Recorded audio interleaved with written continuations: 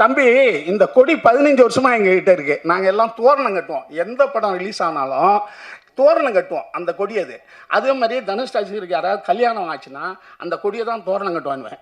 அடுத்தது வந்து காது குத்து, எல்லாத்துக்கும் அது போவோம். இப்போ என்ன ஆச்சுன்னா இந்த பசங்க கொஞ்சம் பேர் அதை காரில் மாட்டுற மாதிரி ரெடி பண்ணி எடுத்துகிட்டு வந்துட்டாங்க. எது எப்போது நடக்குமோ அது நடக்கும்ண்ணே.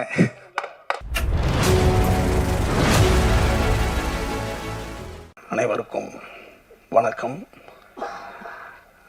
இமான் சார் வந்து ஒரு சுந்தர் பிச்சை மிகப்பெரிய ஒரு இதில் பேசுவார்ல, ஒரு மிகப்பெரிய மோட்டிவேஷன் ஸ்பீச் கொடுப்பார்ல, ஒரு சத்தியம் நாதல்லா பேசுவாங்கள்ல ஒரு தொழிலதிபர்களுடைய மாநாட்டில், அவ்வளோ தெளிவாக அழகாக சார் பயங்கரமாக நல்லா பேசுகிறீங்க சார்.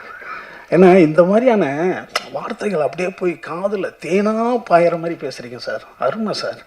அடுத்தது இன்னொரு விஷயம், எவ்வளோ ஆடியோ ரிலீஸில் பாடல்கள் வெளியீட்டில் இசையமைப்பாளர் வருவார். ஆனால் எந்த இசையமைப்பு வெளியீட்டுலையும் சார் நாங்கள் பாடகர்களை பார்த்ததே இல்லை சார். சார் பயங்கரமான வேலை பார்த்துட்டீங்க சார். ஏன்னா உண்மையிலுமே அவங்களும் ரொம்ப முக்கியமானவங்க தானே.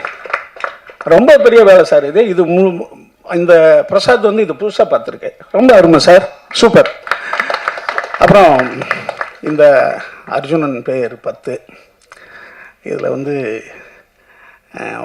யோகி பாபா நினச்சா எனக்கு ரொம்ப மகிழ்ச்சி. 2009 மணிமகால்னு ஒரு ஷூட்டிங் ஸ்பாட் இருக்குது. அதில் யோகியில் வந்த ஒரு சிறப்பான ஒரு இதுவர் மணிமகால், அது பேரே மணி இருக்கிற மகால் தானே. அதில் வந்தவர் இன்றைக்கி வந்து கிட்டத்தட்ட 2009 இன்றைக்கி 2026 300வது படத்தை தொட்டிருக்காருன்றது ரொம்ப மகிழ்ச்சியான ஒரு தருணம்.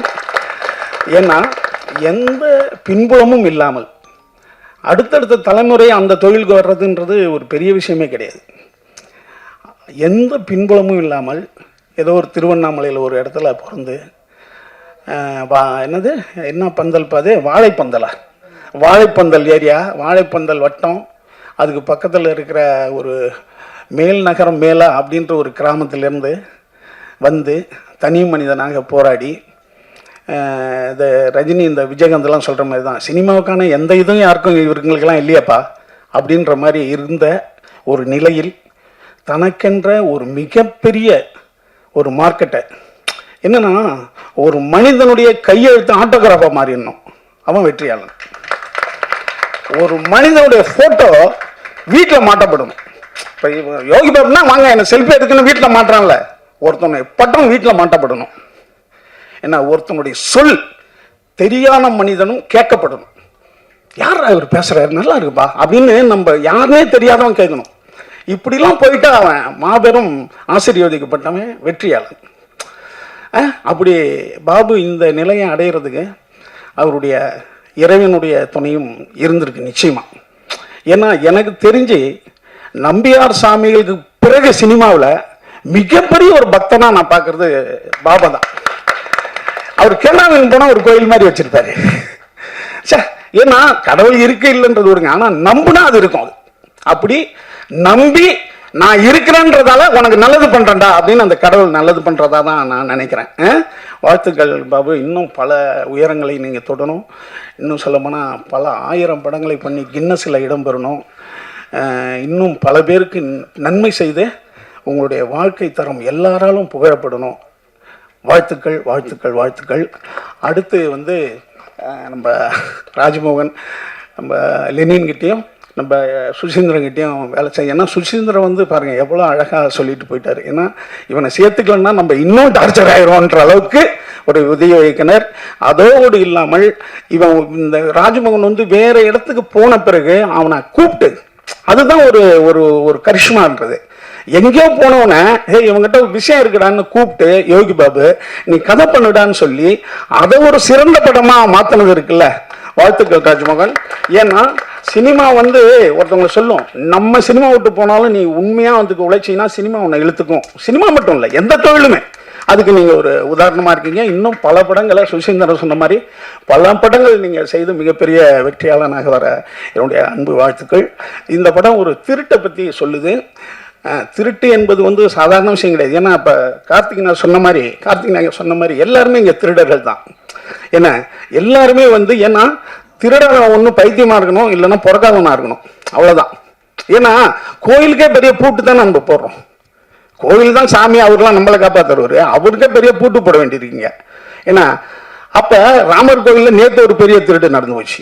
அப்போ எல்லாம் கோயிலே திருட ஆரம்பிச்சிட்டானு. அப்போ திருட்டு என்பது ஒரு இல்லாதவன் செஞ்சிருவான், இருக்கிறவனும் செய்கிறான். அது இல்லாதவன் தான் சார் திருடுறான்னு கிடையாது. திருட்டு என்பது இருக்கிறவனும் திருடுறான். அப்போ அது வந்து ஒரு பொதுவானது தான். அது ஏசை காட்டி கொடுத்துட்டாங்க. 30 காசுக்கு ஏசை காட்டி கொடுத்த யூதாஸ் அவன் வந்து ஃபீல் பண்ணிட்டான். அப்புறம் ஃபீல் பண்ணிட்டு அதே தேவாலயத்தில் போய் நான் தப்பு பண்ணிட்டேங்க, காசை திருப்பி கொடுத்துட்டேங்கன்றான். ஐயா போறான், அவனையும் காவடிச்சாச்சு இன்னுமே இடான பிறகு அவனும் தற்கொலை பண்ணிக்கிறான். அப்ப இங்க வந்து கடவுளே காட்டு கொடுக்கிற சமூகம் இங்க உண்டு. ஏன்னா யாதாம் ஏவாள் தான் முதல் மனிதர்கள்ன்றான். முதல் கொலையை அவங்க குடும்பத்துல தான் நடக்குது. ஆதாவனுடைய முதல் பையனான காயின் அவனுடைய சகோதரனை கொள்றான், ஆபேலை கொள்றான். அதான் முதல் கொலை. அப்ப இது எல்லா இடத்தையும் நடக்கிறதா. அப்ப இதுல ஏதோ ஒரு மர்மமும் உண்மையும் இருக்கு, திருட்டு கொலை இதெல்லாம். அப்படியாக இந்த படம் வந்து ஒரு மோட்டார் திருட்டை பத்தி சொல்லுது. எல்லாம் நிறைய சொல்லிட்டாங்க. மோட்டார் என்பது 1886 பென்ஸ்ன்றவன் கண்டுபிடிக்கிறான், ஜெர்மனிக்காரன். காரின் பென்ஸ், அவன் தான் முதல் காரை கண்டுபிடிச்சவன். அந்த கார்ல இருந்து தான் இன்னைக்கு நம்மளுடைய பயணங்கள் எல்லாமே பெருசாகிட்டு இருக்கு. முன்னெல்லாம் நாங்கள் கார் வாங்கும்போது என்னன்னா நோ ஹேண்ட் சிக்னல்னு ஒன்று பின்னால் எழுதியிருப்பாங்க. அது ஏசி கார். அது ஏசி காருக்கு ஹேண்ட் சிக்னல் பண்ண மாட்டாங்க. காரை கேட்டாலே ஏசி காரா நான் ஏசியான தான் கேட்பாங்க. இப்பெல்லாம் அப்படி கிடையாது. அந்த அளவுக்கு நம்ம வந்துருச்சு. முன்னாடி உண்ண உணவு, உடுக்க உடை, இருக்க இடம் அப்படி இருந்தது மீறி இப்ப ஒரு போனும் காரும் ரொம்ப அவசியமா இருக்கு இல்லையா? அப்ப கார் என்பது இன்றைக்கு நம்மளுக்கு தேவையானதாயிடுச்சு. சின்ன வீடாயிடுச்சு. அது ஒரு சின்ன வீடுனா நீங்க சின்ன வீடு நினைச்சுக்காதீங்க, அதுல எல்லாத்தையும் வச்சுக்கலாம். அப்போ வந்து அந்த மாதிரியான ஒரு விஷயமா இருக்கு. அதை பற்றியான ஒரு சிறந்த படம். இந்த கதையை ரொம்ப சுவாரஸ்யமாக வந்து ராஜமோகன் பண்ணியிருக்காரு. அப்புறம் ப்ரொடியூசரை பற்றி சொன்னாங்க, சுசீந்திரன் சொன்னார். எப்போதுமே ஒரு முதல் படத்தை முடிவு பண்ணுறதுக்காங்களே, ஒரு பாரதி ராஜாவாக இருக்கட்டும், ஒரு பாலச்சந்திரா இருக்கட்டும், மிகப்பெரிய ஆளுமைகள் எல்லாம் யாரோ ஒரு பணம் உள்ளவர் தான் அறிமுகப்படுத்த வேண்டியிருக்கு இல்லையா? பணம் இல்லாமல் நீங்கள் கதையை வச்சுட்டு என்ன பண்ணுறதுங்க? அப்போ அப்படி ஒரு சிறந்த இயக்குனரை அறிமுகப்படுத்திய தயாரிப்பாளர்களுக்கு எங்களுடைய அன்பான வாழ்த்துக்கள். அடுத்த இமான் சார் வந்து ரொம்ப அழகாக நம்ம ராஜமோகன் சொன்னார். மகேந்திரன் வந்து என் ஃபிலிம் பையனு போட்டுக்கவே மாட்டார். மகேந்திரன் சார், ஏன் சார் நீங்கள் ஃபிலிம் பையனு போட்டுக்கல? மகேந்திரன் அவர் சொன்னார், என்னுடைய படங்களை நான் வசனம் எழுதி பேச வைத்ததை விட இளையராஜா இசையால் பேச வைத்தார். இசையால் தான் என்னுடைய படங்கள் நிறைய பேசப்பட்டது. என்னுடைய மௌனமான ஷாட்டுகள் எல்லாம் இளையராஜா இசை பேசியது. அவரு இவ்வளவு பேசியிருக்காரு படத்துல. அப்புறம் என் பிலிம் பை மகேந்திரன் நான் எப்படி போட்டுக்க முடியும்னார். ஒரு இசையினுடைய வலிமை அது. அப்படி ஒரு இசையமைப்பாளர் உங்களை இவ்வளவு அழகா பாராட்டி இருக்கிறது என்பது, ஏன்னா அவர் தான் இசை இல்லாம படம் பார்க்கிறார், நம்ம இசையோட பார்க்கிறோம். அதனால சில போரான இடம் கூட அவர் இன்ட்ரெஸ்ட் பண்ணிடுவார். ஆனால் அவரே உங்க படத்தை மிகச்சிறந்த முறையில் பாராட்டி இருக்காருன்னா நிச்சயம் இது மிகச்சிறந்த படமா இருக்கு, நல்ல படமா இருக்கு. அதோட காளி வெங்கட் மாபெரும் கலைஞன்.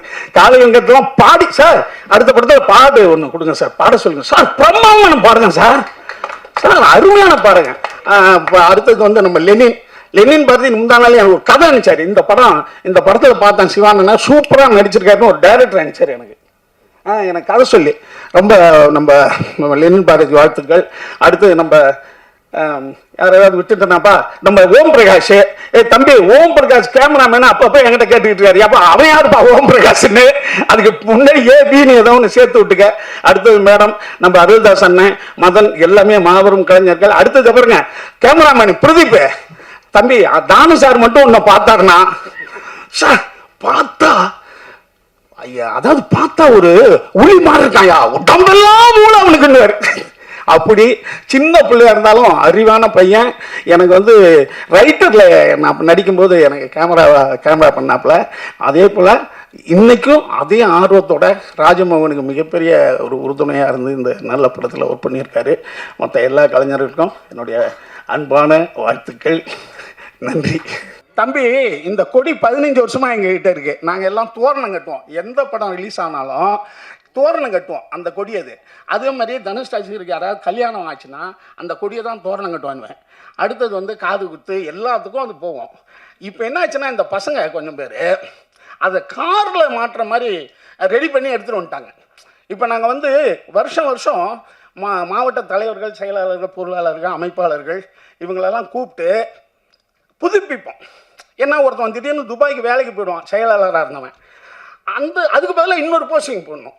அப்படி இல்லைன்னா இருக்கிறவங்களுக்கே திரும்பி புதுப்பிச்சு தருவோம்.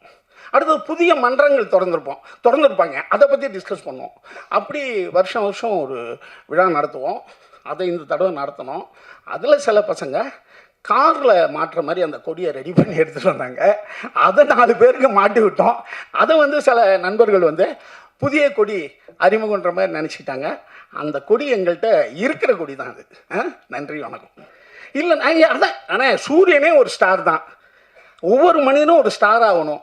ஒவ்வொரு மனிதனும் வெளிச்சத்தில் இருக்கணும். வெளிச்சம் ஆகணுன்ற ஒரு அடையாளம் தானே அது, இல்லையா?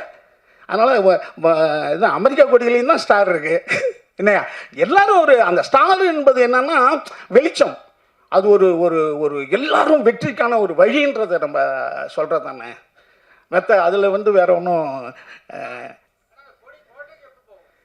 எதுண்ணே அண்ணே, எது எப்போது நடக்குமோ அது நடக்கும்ண்ணே.